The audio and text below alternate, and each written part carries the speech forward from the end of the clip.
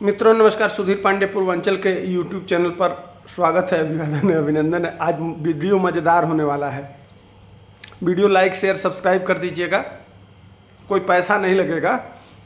और घंटिया वाला बटनवा दबाने में और एक सब्सक्राइब आता है उसको दबाने में। सुनते हैं बहुत ज़्यादा लोग, लेकिन सब्सक्राइब करने में पता नहीं क्या नुकसान होता है, समझ में नहीं आता है।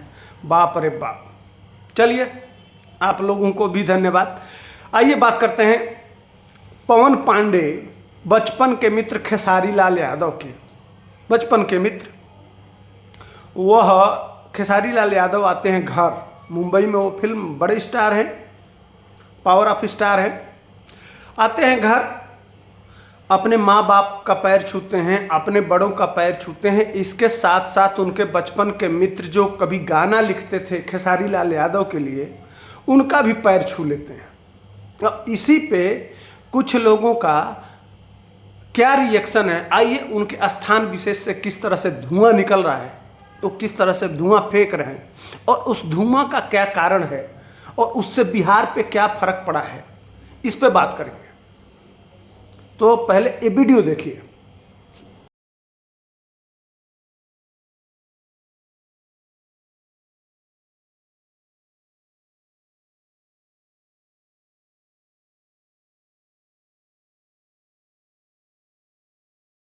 वीडियो आपने देख लिया कैसे धुआं फेंक रहा है संतोष रेणुआ। उलट पलट के मार्ग इतना बना हुआ है, बाप रे बाप। इतना तो अगर पाइप लगा दिया जाए तो हमको लगता है कि पूरा पटना में तो गैस, सारे घर का खाना बन जाएगा। इतना गैस निकल रहा है, अरे बाप रे बाप। देख रहे हैं आग ही आग। अब उसका दुष्प्रभाव यह पड़ा है कि अभी अभी दिवाली आने वाला है, उसके बाद आएगा छठ, और छोटे छोटे बच्चे पटाखा पड़काते हैं खुशी के मारे, इसलिए कि बहुत बड़ा त्यौहार है। राम जी, भगवान राम अपने घर आते हैं, उसके खुशी में उस समय अयोध्या में बहुत दीपावली मनाई जाती थी। अब वही चला आ रहा है, लोग खुशी के मारे पटाखा पड़काते हैं, एक बड़ा त्यौहार है। अब वह 3 शहरों में, बिहार के 3 शहरों में इस धुएं के वजह से यह संतोष रेणु यादव इतना धुआं छोड़ चुका, चूँकि यह भी आदमी है। मैं कहूँगा तेजू भैया से कि तेजू भैया आपका विभाग है वन एवं पर्यावरण, तो इतना धुआं फेंकने वाले को अपनी सेना में काहे रखे हैं, काहे रखे हैं? अरे ये इतना धुआं फेंकेगा तो प्रदूषण तो बढ़ेगा ना, और जब प्रदूषण बढ़ेगा तो आपके ऊपर एनजीटी है, सरकार प्रदूषण बढ़ाने वाले को जानते ही हैं, बड़ा पेनल्टी ठोकती है। तो आपके ऊपर तो 5,000 करोड़ पहले ही ठोक चुकी है। अगर संतोष रेणुआ इसी तरह से धुआं फेंकता रहेगा, काला काला ये गैस, ये आग, तो मैंने बताइए जाड़ा का टाइम है, इस समय आग भी नहीं लगता है, गर्मी में रहता है तो आग भी लग जाता है। लेकिन यह इतना धुआं फेंक रहा है कि 3 में सरकार को मजबूरी में 3 शहरों में पटाखा पे बैन लगा देना पड़ा है। तो पटना में रहता है तो सबसे पहले बैन लगा पटना, उसके बाद से लगा मुजफ्फरपुर। इस धुएं का प्रभाव मुजफ्फरपुर पहुंचा है, वहाँ पटाखा बैन हो गया। उसके बाद से बगल में है गया में भी इतना धुआं निकला है, इतना पूरा गैस चैम्बर बन गया है। आधा बिहार इसका प्रभाव पड़ रहा है, इतना गैस छोड़ा है, इतना जला है। सिर्फ इसका असली कारण वही खेसारी लाल जी का, पवन पांडे का पैर छू देना। अब आइए, यह कह रहा है कि कभी ब्राह्मण का बच्चा पैर छूता है, कभी किसी ने देखा है? अपने बराबर कुछ किसी बड़े को छू देते तो ठीक है, अपने बराबर का पैर क्यों छुआ? तो आइए इसका जवाब भी है। ये एक बुजुर्ग जो मंदिर में बैठे हुए हैं, यह दलित समाज से आते हैं, तो इनका कौन कौन पैर छूता है यह मैं नहीं कह रहा हूँ, वह अपने मुंह से बता रहे हैं कि हमारा पैर कौन कौन छूता है। पहले वीडियो देखिए। मैं जाति से चमार रहता हूँ, बाबा का वंशज हूँ।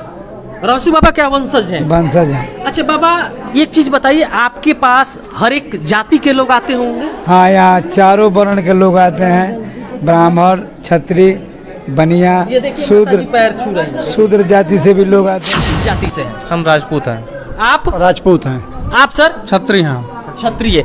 आप लोग आते हैं, कोई भेदभाव यहाँ पे रहता है? नहीं, कोई नहीं। ये अति पिछड़ा समुदाय से थे? जी जी जी। कोई मतलब मन में ऐसा होता है कि हम जा रहे हैं तो उनका पाँव ना स्पर्श करें? नहीं। ऐसा कुछ होता है? ज्ञान है या कर्म?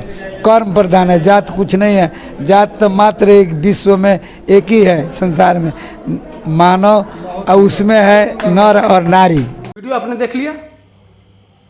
अब बताइए, वह तो कह रहे हैं कि भैया हमारा मैं ऐसी जगह बैठा हूं कि सब लोग आके पैर छूता है, किसी भी वर्ण के हो, वो ब्राह्मण हो, क्षत्रिय हो, वैश्य हो, शूद्र हो, सभी लोग आके पैर छूते हैं। इसलिए कि मैं साधु की बेस में हूँ, और साधु का सम्मान यह पूरा देश से हमारी संस्कृति है। हम छूते ही छूते हैं सब।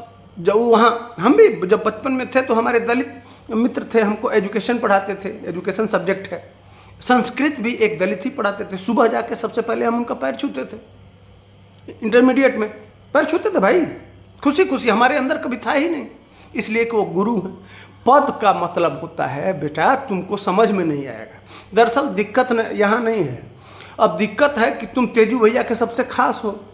और तेजू भैया का कमाल देखिए, पहले ये वीडियो देखिए। तेजू भैया पायलट अफसर थे, वह हवाई जहाज उड़ाते थे। भले वो अपना जब वो पहली बार मंत्री बन रहे थे, पिछली बार 2015 में 15-16 में, तो उस समय जब इनका शपथ पत्र हो रहा था तो राज्यपाल को डांट देना पड़ा कि क्या कर रहे हो। 3 बार पढ़वाए भाई साहब, 3 बार शपथ पत्र नहीं पढ़ पाए, वो भी हाथ में लिखा हुआ नहीं पढ़ पा रहे थे। भले अब तेजस्वी भैया 9वीं फेल हैं, कल मार अंग्रेजी में 1 हफ्ता रटे हैं, रटते 2 लाइन रटे, उसके बाद से हिंदी पे आ ही गए। कितनों हम चाहे, लेकिन लास्ट में हिंदी बोल, बस 1 लाइन 2 लाइन बोलने के बाद, उतना रटने के बाद आखिर आ गए हिंदी पे। यह नहीं है कि पूरा भाषण पढ़ सके, कोई बात नहीं, हमको कोई शिकायत नहीं है उससे, बिहार को कोई शिकायत नहीं है। सीखना चाहिए, बोलने में क्या जाता है। लेकिन मेरे पास ना कोई पेपर है ना कुछ है, बुलवाइए जितना बुलवाना है। खैर वो तो आप लोगों के पास एक कैसेट होता है, पीछे लिख के देते हैं, तो वो विषय नहीं है हमारा। तो तेजू भैया पायलट अफसर थे, हवाई जहाज उड़ाते थे। उस हवाई जहाज, यही हवाई जहाजिया है ये संतोष रेणुआ वाला जो गैस छोड़ रहा है। हवाई जहाजिया भी गैस छोड़ता है ना, तो अब अंदाज़ा लगाइए। पहले ये तेजू भैया जो पायलट अफसर थे, अंदाज़ा लगाइए, यही फौज, इन्हीं की फौज का ये संतोष रेणुआ वगैरह है। अब अंदाज़ा लगाइए, अगर पायलट अफसर ये होंगे और उसमें अगर आप बैठे हों और बिहार का आप बच्चा बैठा हो, तो उसको तो भाई बाप रे बाप, भगवान मालिक हैं, हे प्रभु। पता नहीं यह ज्ञान कहाँ से आता है, कहाँ कब यह पायलट अफसर थे और जहाँ पढ़ते थे और जहाज उड़ाते थे। आप लोग सुने हैं कहीं? ये ज्ञान है, देखा देखी।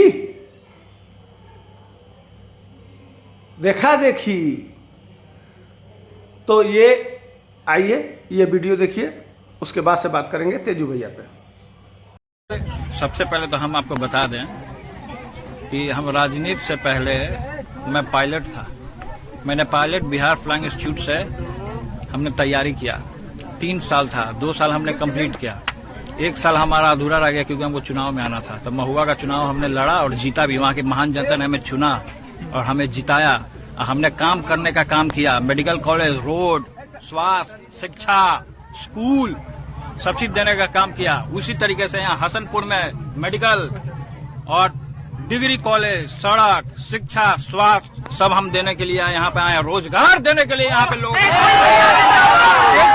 तेज प्रताप यादव अगर जीतेंगे यहाँ से। तेजू भैया आप पायलट अफसर थे तो काहे चले आए ये सब नेतागिरी में आ गए? बाबूजी कहे कि नहीं वो बेटा उसमें माल पानी ज़्यादा नहीं है, आओ इधर, इसमें असली काम तो यहाँ है। लेकिन अब वह तो उतना कमाल किए, अभी तक मार बिहार को चमका ही दिए। मैंने कम बता रहे हैं ना कि 3 स्टेट में इतना धुआं हुआ है, पूरा बिहार गैस चैम्बर बना हुआ है। यह तेजू भैया का विभाग है, डिपार्टमेंट है। अब जो जहाज उड़ाता होगा वो तो ऊपर से देख लेता होगा कि बिहार के लोग तो बस सोना चांदी हीरा मोती से जड़ गए हैं, अब क्या पूछना है ना भैया? आपको तो पता होगा। तो काहे ये सब, जब आप जैसे लोग इतना बड़ा काम किए हैं तो इस बचवा सब काहे जाता है बहरा कमाने के लिए और बहरा सुनने के लिए, मार वहाँ बड़ा दिक्कत और परेशानी होता है। आप लोग इसका जुगाड़ काहे नहीं कर देते हैं?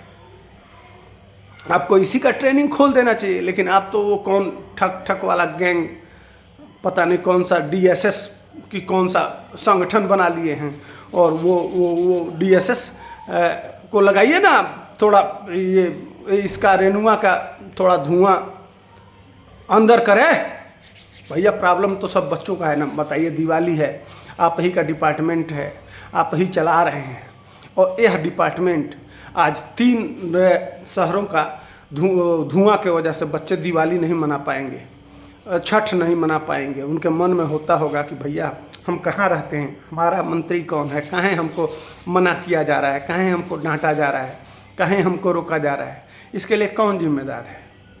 किसको कहने जाएं, किससे शिकायत करें?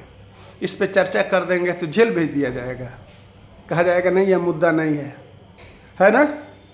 तो भेजिए जेल, कोई बात नहीं है।